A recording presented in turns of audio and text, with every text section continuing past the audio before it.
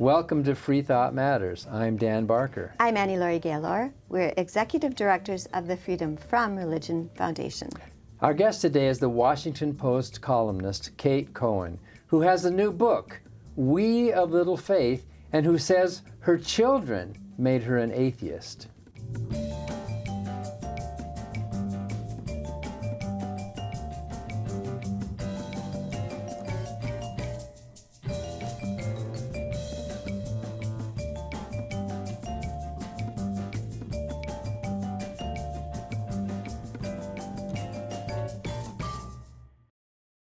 The Freedom from Religion Foundation, which produces Freethought Matters, is the nation's largest association of free thinkers. That's atheists, agnostics, and other non-believers. We invite you to join us in our vital work to keep our secular government free from religious influence. Become a member at ffrf.org or ask for a complimentary copy of our newspaper, Freethought Today. Freedom depends on freethinkers. Watch prior episodes of Freethought Matters on FFRF's YouTube channel.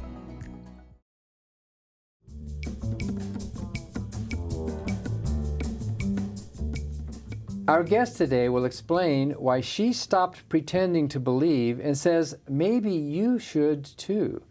Kate Cohen, a Washington Post contributing columnist who often writes on freethought topics, and is an Emmy Award-winning writer and has written several books, one on modern weddings, another on discovering her Italian Jewish heritage.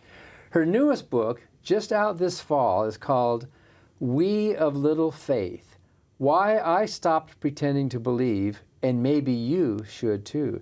And in that book she says, my children made me an atheist. So congratulations on this much anticipated new book. And thank you for joining us today, Kate. Thank you for having me. I really enjoy your book. It's a fun read. But tell us, why do you say your children made you an atheist? Before I had children, I was perfectly happy to pretend that I was a believer. Maybe sometimes that pretending was just by not correcting people, and maybe it was sort of going along with religious services that I was a part of. I was raised a Reformed Jew. I never actually believed that there was a supernatural being in charge of the universe, but I kept that to myself because people seem to think that you need to believe in God in order to be sort of a moral person. And I wanted people to like me, which I think a lot of people do. You know, you just kind of get along.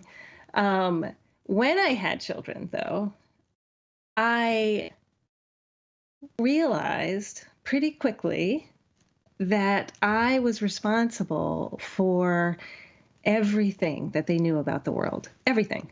And it was my job to teach them how the world worked, what their responsibilities were to other people, everything. And so at that moment, I really felt like I couldn't pass on to them things that I didn't really believe. So I say they made me an atheist. In a way, what they really did was made me honest about being an atheist. It's more fun to say the other way. But they did make me articulate to myself something that I had been perfectly happy not really articulating for, decades. And then eventually, because, when you're raising kids and they're watching you and how you behave, you were sort of pushed a little bit toward behaving more the way that you think you ought to. So eventually, I gathered the courage to talk about what I believed outside my home, not just inside my home. But it started with them and teaching them what I believed, which was that God was a human invention.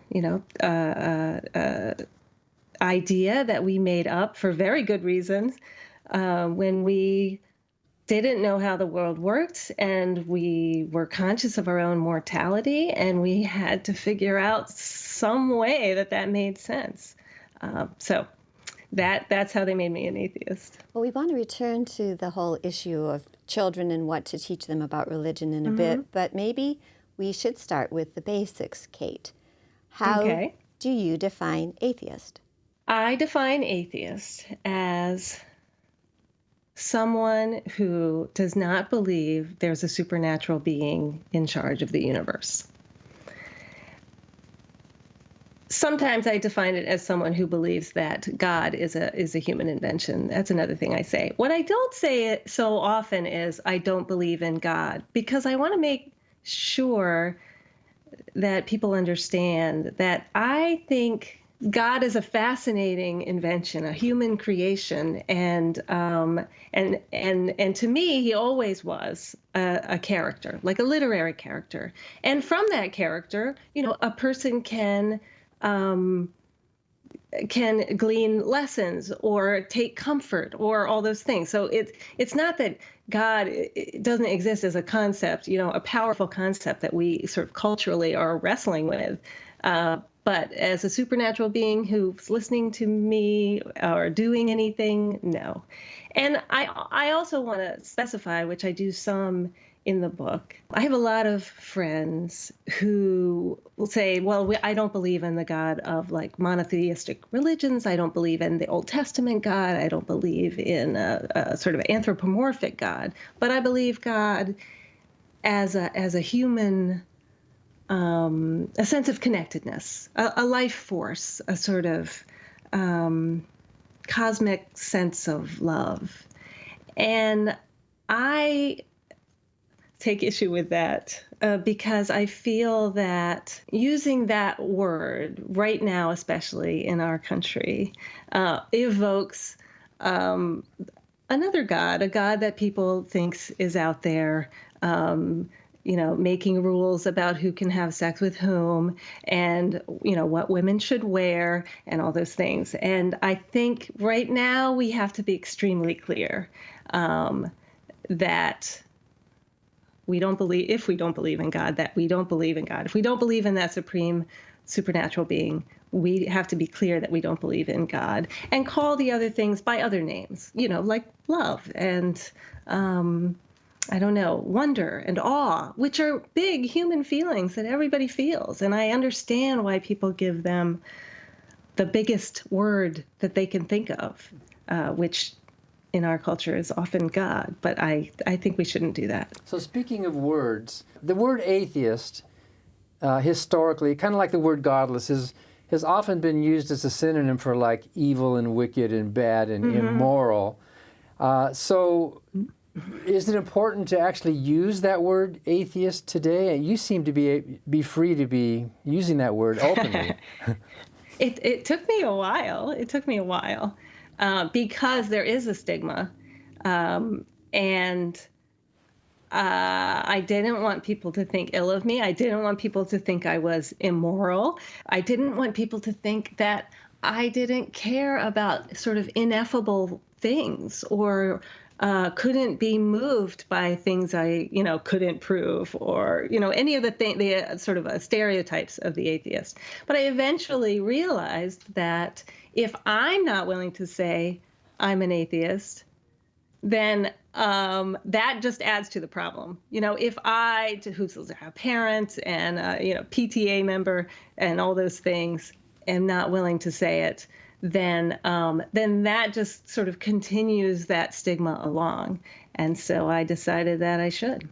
Well, and I also think fuzzy words lead to fuzzy understandings. When people don't really believe in a deity, but then they talk about life force being a god. So I'm all with you on that. All of us non-believers, and we're happy atheists too, we've all experienced people in our lives who consider atheism to be an affront to them personally, because like we're attacking them when we say we don't believe in it. How do you handle that? That's tricky. I guess I think of it in two ways. And one is that people in the 21st century, even believers know that other people don't believe. It's not a shocking concept. They know that other people believe different things from them. And so I'm not, I know I'm not completely rocking their world in the way of someone who might be telling a child that Santa Claus doesn't exist or something. So that's one thing. And then the other thing is, I've had so many experiences where I have gathered the courage to be honest about what I believe. And what I've gotten in return is people saying, oh, actually, they believe the same thing, or they've had doubts, or they have always kept quiet. So whenever I am sort of on the verge of telling someone I think is a believer what I really think, I do take a little comfort from knowing that they might not really be a believer. You can't tell what's inside people's heads, and it's given me comfort to have other atheists to talk to. And I could be that for someone else. Maybe not the majority of the people that I'm talking to, but you just never know. That's part of it. I mean, I'm very, I am not anti-religion at all. I really respect that the impulses that have led to a lot of the religious rituals, a lot of the religious sort of architecture of people's lives. I understand the impulses behind them. Raising kids, you understand why people need to mark time, to break the year up. You understand why people need rites of passage. You understand why you gotta have some conceptualization of death and what that means, and therefore what life means. So I am really sympathetic to the religious impulse, and I don't disdain religious people at all. In a way, my book is more about people who don't believe, but don't quite have the courage to be forthright about it, in their homes and out in the world. I'm not trying to deconvert people. I really just want to sort of turn nuns, N-O-N-E-S, non-believers, disaffiliated people who just don't, want to think about it. I want to turn those people into atheists. So that's the kind of conversion I want to do. People who are actually believers. Your book might do that, though. It might turn a few people. Oh. Well, good. That's fine. Oh, you think from actually believers into non-believers? But I appreciate your goal. And at the Freedom from Religion Foundation for about 10 years now, we've had an Out of the Closet campaign, kind of taking a cue from the gay movement, how important it is, if you feel safe and you can, to identify as a dissenter from religion. But also, Kate, you posit that atheism can offer people a better life. How so? First of all, I want to be clear that for me, it offered a better family life right off the bat, and not because of the atheism part so much as the honesty part. Being honest with my kids, answering their questions in a way that wasn't holding back any knowledge that I had or any true opinions that I had, that wasn't just passing on what I've been taught without thinking about it myself. Answering their questions with that attitude, I think, set us up for really a wonderful relationship where they really trusted me to tell them what I thought, and we together wrestled with some of the big questions in life. Atheism in general, I used to say, oh, it's just, all it is that you don't believe there's an animating deity. You don't believe there's a supernatural being. And I didn't want there to be any sort of hitch or hiccup in people's ability to identify with that. So I didn't want to imply that it was like a moral stance or a sign of intelligence or any of that stuff that people do imply. It can simply be that you think of this sort of cultural thing as a fiction, as an invention, and that's it. It can simply be, nah, I don't believe that. I don't think it has to have the kind of rigorous logical structure that a lot of people have surrounded it with. It doesn't have to. But I do think that there is one thing about being an atheist that can make a difference, and that is once you realize, or once you sort of decide or are clear in your head that there is no higher power, that there is no one who has set the world in motion in a certain way, or will fix it if there's a problem, or will intervene in any way. Once you realize that there is no higher power, there's only human power. I think that it gives you a particular impetus to fix the things about our world that need fixing. There's just no other. Yeah, you can decide not to, of course. Everybody has that choice. But you don't have sort of divine justification for making that choice. And you, I think, see clearly how much it is our collective responsibility to make this world, this brief life, what we think it should be. Well, I have to say, amen, sister. That was beautifully stated, and I so agree. We are talking with Kate Cohen, who has a just published book called We of Little Faith. And when we come back, Kate, we want to talk about what to tell children and what you tell children about religion.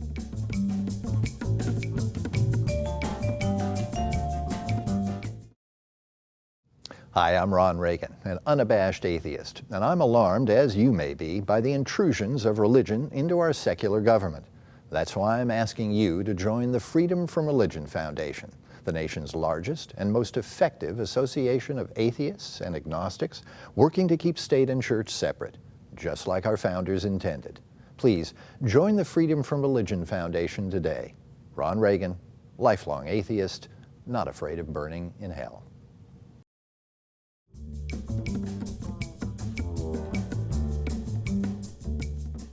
Welcome back to Freethought Matters. We're continuing our conversation with Kate Cohen, the Emmy Award-winning writer, whose new book is called We of Little Faith, Why I Stopped Pretending to Believe, and Maybe You Should Too, in which she says, my children made me an atheist. So we want to talk about children and religion and how to raise children free from religion. And why do you think it's important for non-believers to teach their children that God is make-believe?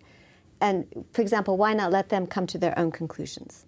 That is definitely the sort of general advice that I read that's out there, is sort of like, is to be honest with your kids, but to frame your belief or lack of belief in God as one of many choices that you can make. And I guess I did not see why there was any reason to leave that question open, because for me, it's not an open question. And it was analogous to saying, well, I don't think there's any monsters under your bed, but some people may think there's monsters. It could be monsters under your bed. We can't say for sure. There's no saying for sure. What do you think? So that, in terms of a sort of, question about the metaphysical, makeup of the world. But then also, on the other hand, to me, it would be analogous, to saying, well, I don't think it's wrong for a man to marry another man, but people think it's sinful. When you get older, you can decide. As parents, we teach our kids things. We absolutely, we have that power, and I agree, it is an immense power.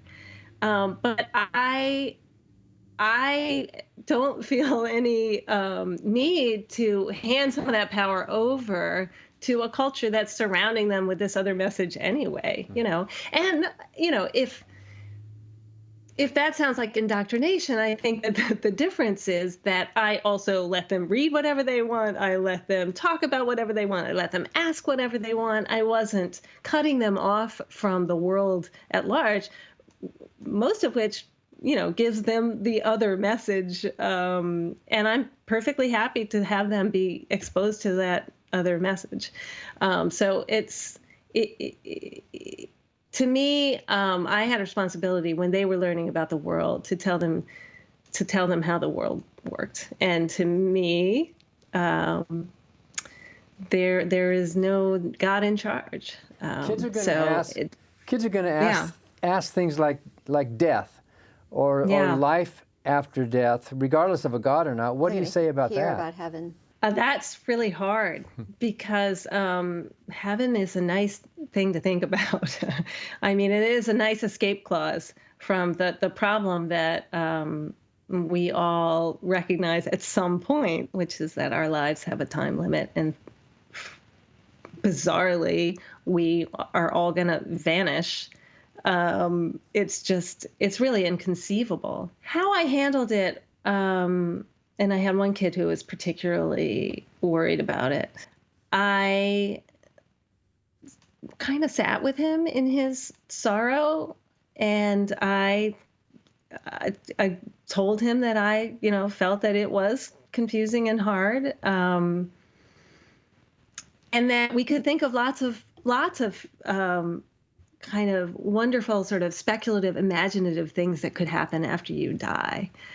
But there's no real reason to think that those things actually happen. And the best that we can do is really focus on loving one another and enjoying ourselves and doing for one another during the lives that we do have. So it wasn't easy, and I'm not sure I made the right call at every,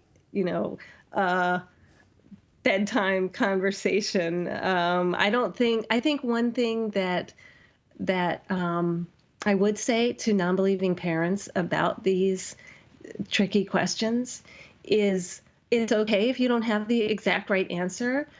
You don't get just one at bat. You get to come back and say, hey, I think maybe I have something to add, or I think I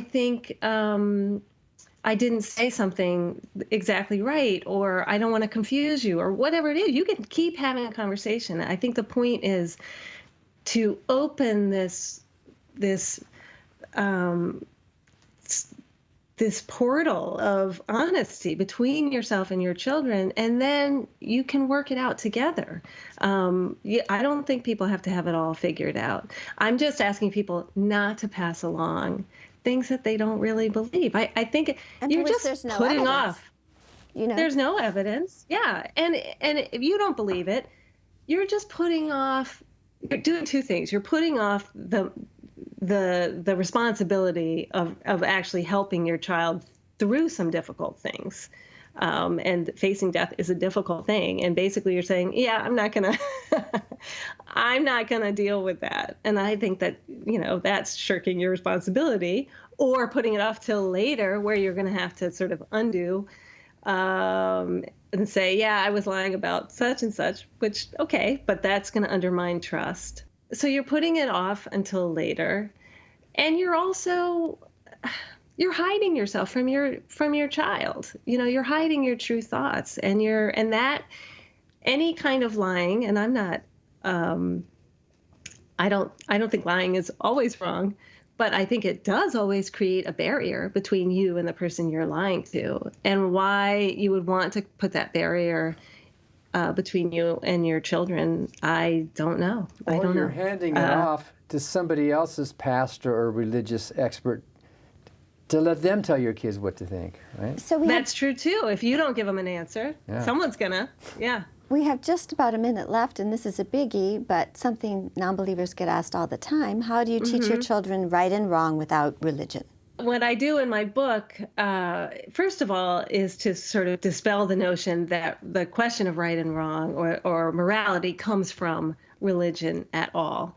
And I think that's very easy to prove. All you have to do is look at the things in various holy books that believers themselves no longer, want to emphasize, that believers themselves have come to think are immoral. And so they don't focus on this particular passage. They want to look at this particular passage, which is fine. I have no problem with that. I think it's better that we make moral progress than that people stick with the letter of some of these books. But that very act of choosing, to me, is evidence that there's innate morality, that it doesn't come from the religion. We bring it to our religion. And so atheists are just the same, right? We have a sort of an innate sense of right and wrong. And I think that when you're teaching kids, you're really starting with that old golden rule, which I call the rule of how would you feel? And it's just a question of recognizing someone else as a person, seeing how things affect you as a person, and trying to make sure that another person is not hurt in the ways that you've been hurt, and that another person can be helped in the ways that you've been helped. So it's a question of empathy and acting on that. Acting on one's responsibility to others, and that's exactly the way religious people do it too. So there's really no difference. Is it easy to teach kids right and wrong? No, it's parenting is it's hard.